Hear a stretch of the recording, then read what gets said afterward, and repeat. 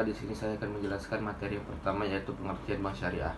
Bank syariah merupakan salah satu aplikasi ekonomi syariah Islam yang mewujudkan nilai-nilai dan ajaran agama Islam yang mengatur pada bidang perekonomian umat yang tidak terpisahkan dari aspek-aspek ajaran Islam yang komprehensif dan universal. Komprehensif yaitu ajaran Islam merangkum seluruh aspek kehidupan sosial kemasyarakatan, termasuk dalam bidang ekonomi.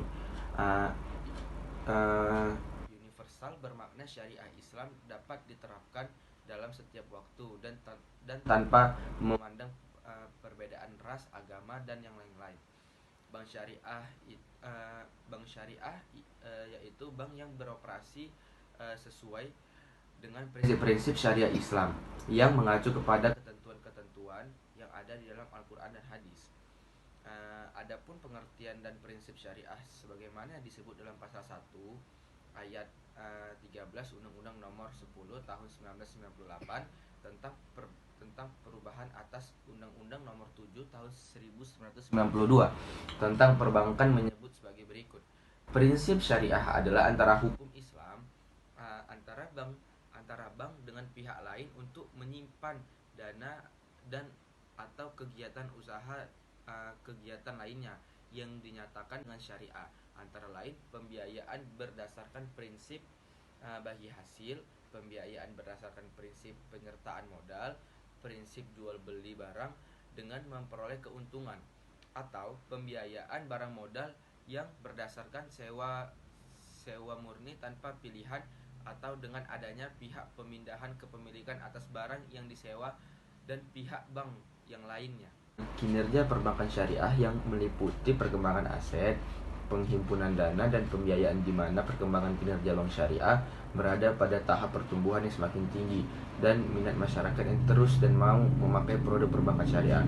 Penjelasan pasal 19 ayat 1 huruf D Undang-Undang Nomor 21 Tahun 2008 tentang Undang-Undang Perbankan Syariah bahwa akad murabaha adalah akad pembiayaan suatu barang dengan menegaskan harga belinya kepada pembeli dan pembeli membayarnya dengan harga yang lebih sebagai keuntungan yang disepakati. Dasar perhitungan bagi hasil ada 3, yaitu yang pertama adalah menggunakan metode profit atau loss sharing, untung dan rugi.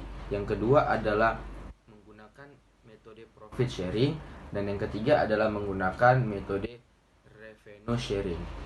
Baik, di sini saya akan menjelaskan bagian materi tentang perbedaan perbankan syariah dengan konvensional.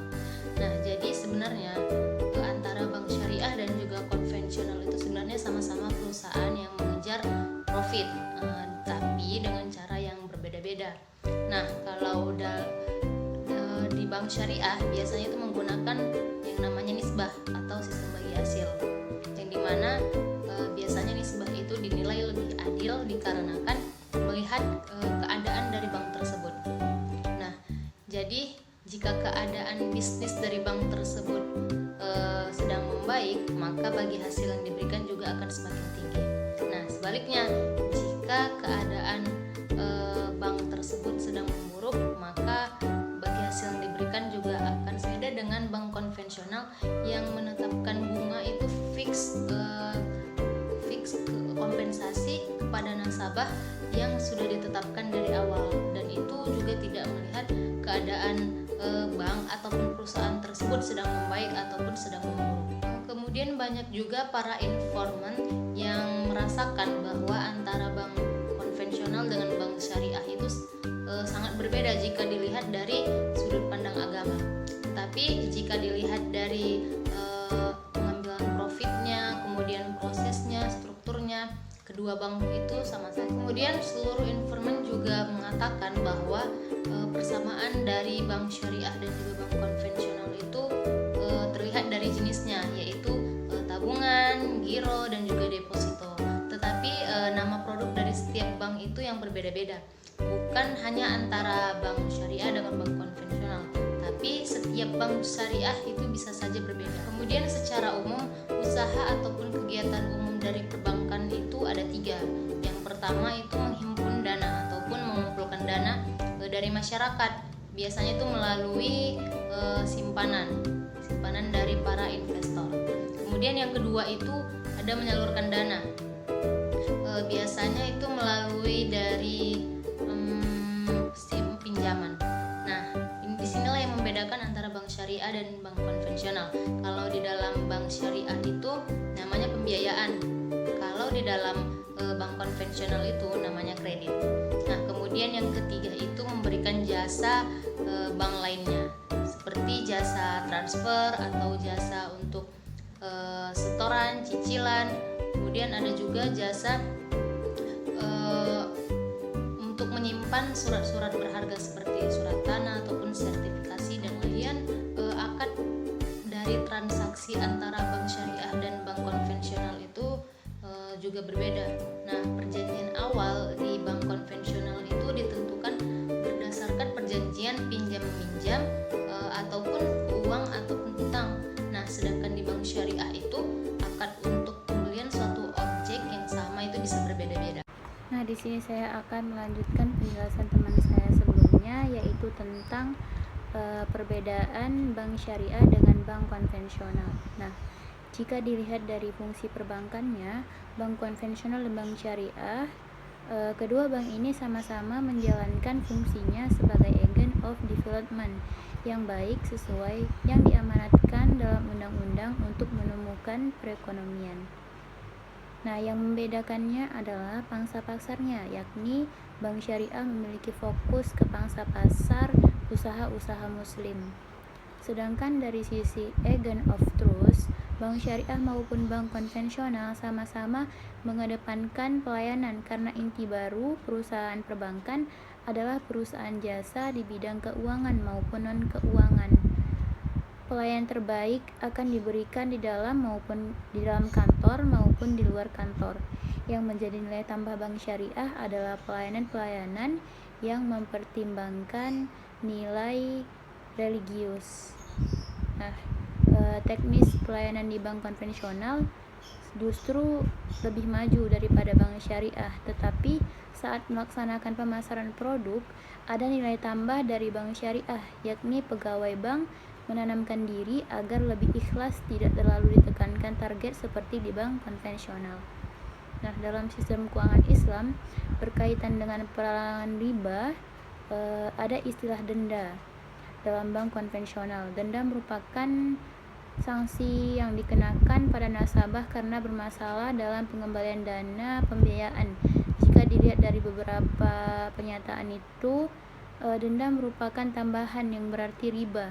Namun kenyataannya ada beberapa bank yang masih menetapkan denda ini memiliki alasan tertentu. Dan denda yang dikenakan di bank syariah tidak sebesar yang dikenakan pada bank konvensional yang menjadi pendapatan bank. Nah, di bank syariah terdapat pelarangan praktik maisir, yaitu tidak ada satupun yang mengandung maisir atau spekulasi. Tidak ada jika dilihat secara ketentuan, karena semua perhitungan dari transaksi mulai dari hingga selesai harus dipaparkan di awal. Berbeda dengan bank konvensional yang memiliki produk mengandung maisir seperti arisan, tetapi maisir bisa terjadi di lapangan karena dilakukan oleh oknum-oknum tertentu, salah satunya oknum penjual, dan pengawasan terhadap oknum tersebut kurang yang mengakibatkan hal tersebut bisa saja terjadi sewaktu-waktu. Dan uraian di atas dapat disimpulkan bahwa masih ada maisir di bank syariah, tetapi tidak sebanyak di bank konvensional, karena di bank konvensional itu mereka memiliki produk maisirnya sendiri seperti arisan tadi. Nah, selanjutnya prinsip keuangan Islam juga melarang adanya gharar atau ketidakjelasan. Nah, produk bank syariah tidak mengandung unsur gharar. Pegawai bank juga selalu dianjurkan untuk terbuka kepada nasabah.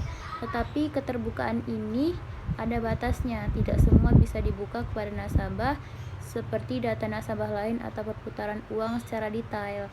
Semua keterbukaan dilakukan jika mengenai akad transaksi.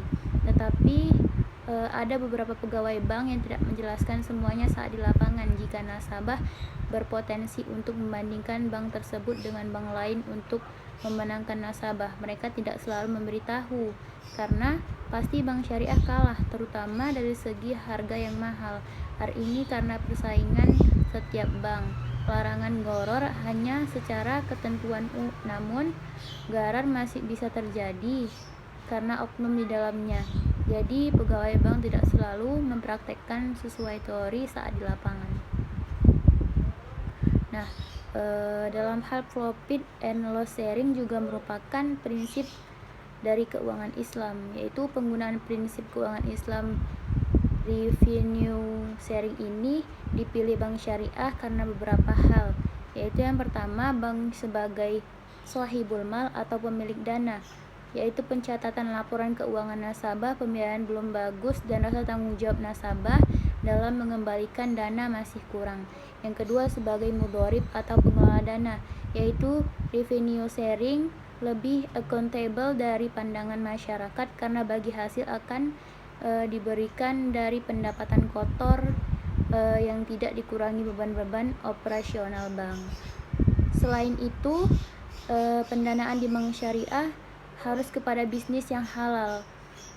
Nah, seluruh informan sepakat bahwa penyaluran dana yang dilakukan oleh bank syariah mutlak harus kepada bisnis yang halal, dan semua kerjasama dengan bisnis tersebut merupakan bisnis yang halal jika penyaluran untuk pembiayaan konsumtif harus kepada orang-orang yang pendapatan gajinya dari sesuatu yang halal, berbeda dengan bank konvensional yang dapat menyalurkan dana kepada bisnis ataupun tanpa melihat halal dan haramnya. Nah, mungkin itu saja penjelasan dari saya. Terima kasih.